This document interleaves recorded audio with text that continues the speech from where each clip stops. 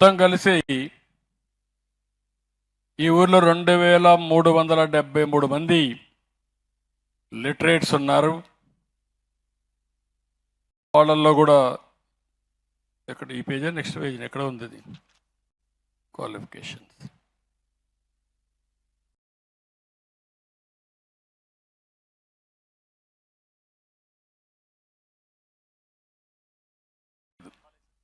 కాదు, education details అట్ట కాదు, ఎడ్యుకేషన్ డీటెయిల్స్ ఎక్కడో చూశాను. కొంతమంది ఇంజనీర్స్ కానీ వీళ్ళంతా కూడా ఎక్కువ ఉన్నారు ఈ ఊర్లో.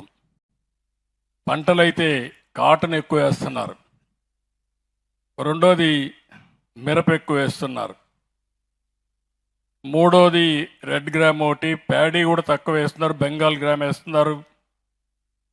ఇంకొక పక్కన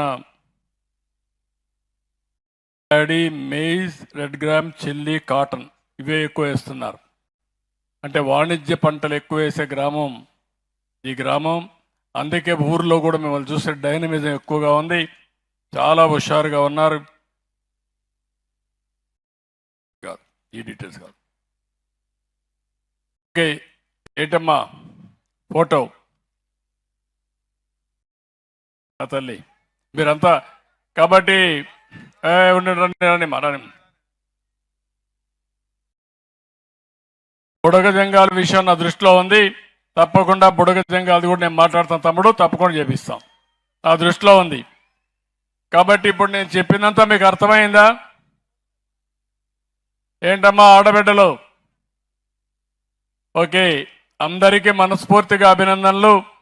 నేను ఏదైతే ఈరోజు చెప్పానో మీ గ్రామాన్ని అన్ని విధాలా అభివృద్ధి చేసే బాధ్యత నేను తీసుకుంటా. ఎందుకంటే ఈ గ్రామం ఎప్పుడు కూడా తెలుగుదేశం పార్టీ గ్రామం, ఎప్పుడు కూడా మీరు అభిమానించారు, అన్ని ఎలక్షన్లు గెలిపించారు.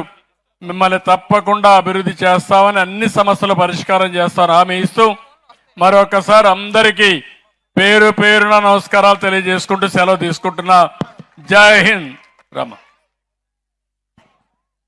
గౌరవ రాష్ట్ర ముఖ్యమంత్రి గారికి హృదయపూర్వక ధన్యవాదాలు.